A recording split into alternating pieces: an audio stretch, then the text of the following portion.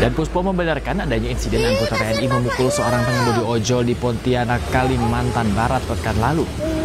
Yusri menduga insiden terjadi karena prajurit terbawa emosi di jalan raya, di mana Yusri tidak membenarkan tindakan prajurit ini dan mengimbau jajaran untuk menghindari kesalahpahaman dengan masyarakat yang berujung tindakan kekerasan.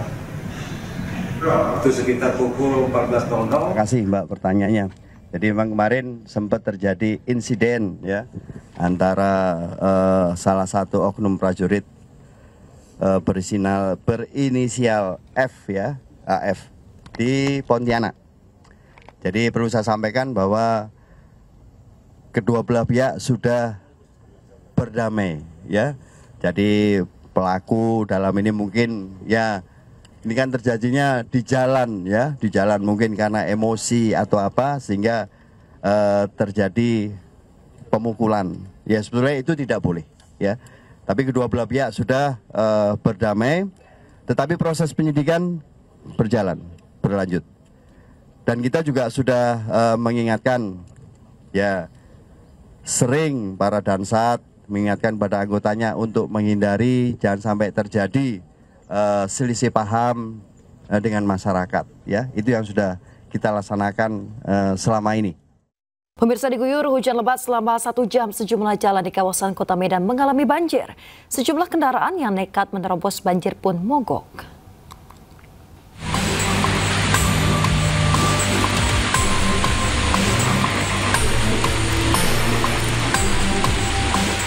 Banjir mencapai ketinggian hingga 1 meter terjadi di kawasan Jalan Pasar Ring Road, Kota Medan, Sumatera Utara, Senin malam. Banjir terjadi akibat hujan lebat yang mengguyur kawasan tersebut selama 1 jam. Tidak hanya itu, buruknya saluran drainase yang ada di kawasan tersebut juga menjadi salah satu penyebab terjadinya banjir. Sementara itu, sejumlah pengendara sepeda motor yang nekat melintasi genangan banjir terlihat mengalami mogok lantaran sepeda motor yang digunakan kemasukan air.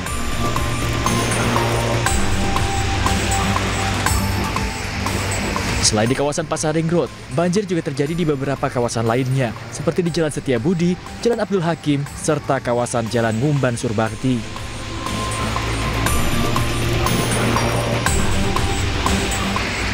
Dari Medan, Sumatera Utara, Ahmad Ridwan Nasution, A-News melaporkan.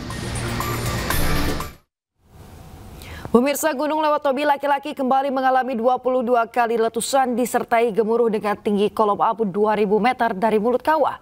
Gunung Lewotobi laki-laki saat ini berada pada status level 4 atau awas.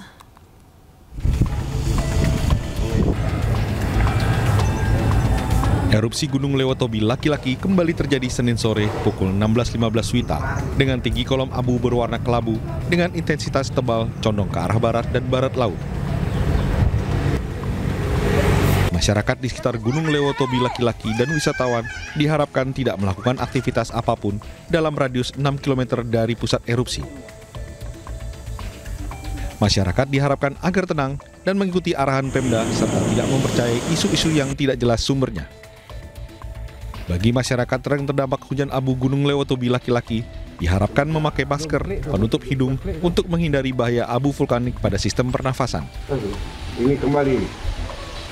Walaupun terus terjadi erupsi, sayangnya sejumlah warga tidak mau mengungsi dan lebih memilih bertahan di rumah demi menjaga binatang dan harta benda mereka.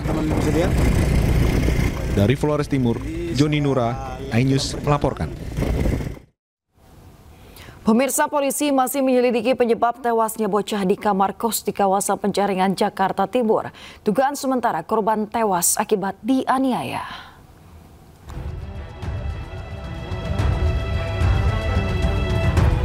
Suasana sepi nampak di rumah kos yang menjadi lokasi penemuan jenazah anak perempuan berusia 8 tahun di Jalan Arwana Raya, Penjaringan, Jakarta Utara. Penemuan jasad korban berawal dari warga yang mencium bau tak sedap dari rumah kos sejak 4 hari terakhir. Diketahui korban tinggal bersama sang ibu, namun saat penemuan jasad sang ibu tidak berada di lokasi. Dugaan sementara korban tewas akibat dianiaya. Hingga kini polisi masih memeriksa 5 orang saksi dan menggali keterangan orang tua untuk mencari penyebab kematian korban. Kita masih melakukan pengambilan keterangan yang sifatnya lebih mendalam kepada orang tua, karena ini kan memang ada hubungan antara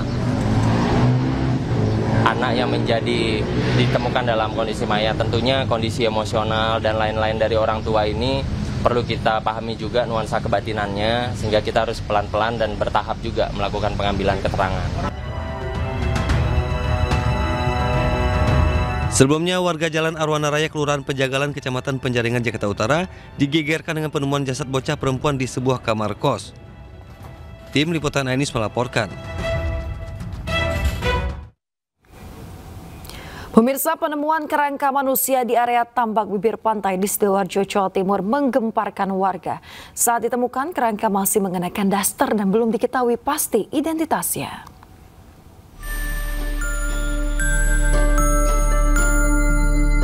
Inilah penampakan kerangka manusia yang masih mengenakan daster di area tambak dekat bibir pantai di Desa Tambak Segoro Sedati, Sidoarjo. Penemuan kerangka yang diduga berjenis perempuan ini pertama kali ditemukan oleh anak kecil yang pergi memancing dan kemudian melaporkan ke orang tuanya. Selanjutnya, warga melaporkan kejadian ke Polsek Sedati yang diteruskan ke Basarnas Surabaya untuk dievakuasi. Penemuannya itu di pinggir pantai. Yang tahunya itu anak kecil. Terus bilangnya ke orang tuanya manggil dari kepala desa. Kerangka diduga sudah meninggal lebih dari 1 bulan itu, kemudian dibawa ke Rumah Sakit Bayangkara Porong untuk pemeriksaan lebih lanjut. Hingga kini identitas kerangka itu belum diketahui dan penyebab pasti kematiannya juga masih dalam penyelidikan polisi. Dari Sidoarjo, Jawa Timur, Yoyok Agusta, Ainews melaporkan. Pemirsa, seorang ibu yang tengah hamil terpaksa ditandu menuju rumah sakit hingga menempuh perjalanan selama 5 jam di Kecamatan Alu, Polewali Mandar, Sulawesi Barat. Ironisnya, akibat melalui medan berat, sang ibu harus kehilangan anak dalam kandungan usai tiba di rumah sakit. Lagi dan lagi ada ditandu seperti begini, kasihan.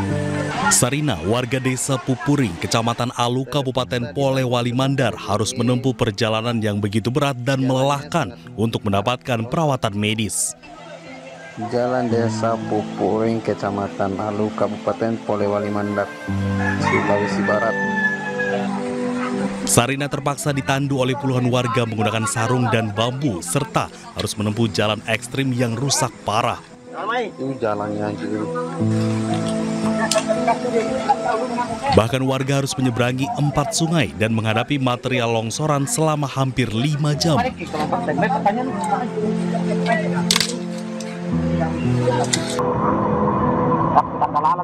Tujuan mereka adalah puskesmas terdekat dan melanjutkan perjalanan ke rumah sakit. Perjalanan yang sulit ini terpaksa ditempuh setelah Sarina mengalami sesak napas, padahal usia kandungannya baru 6 bulan. Namun kondisi sang ibu sangat membutuhkan perhatian medis segera. Meski sudah menempuh perjalanan yang jauh, sang bayi yang dikandungnya tak dapat diselamatkan. Kalau di sana masih ada detak jantungnya, tapi ya kan namanya juga di perjalanan tak tahu apa. Mungkin goncangan Pak bisa. Ya mungkin karena ya kita bisa lihat sendiri jalannya kemarin. Berarti bayinya meninggal. Akhirnya bayinya meninggal. Tapi yang pastinya di sini ya sudah tidak tertolong lagi. Warga berharap semoga kejadian ini menjadi perhatian bagi pemerintah dan segera ada langkah nyata untuk memperbaiki infrastruktur. Dari Polewali Mandar, Sulawesi Barat, Zuhair Zainal, Ainews melaporkan.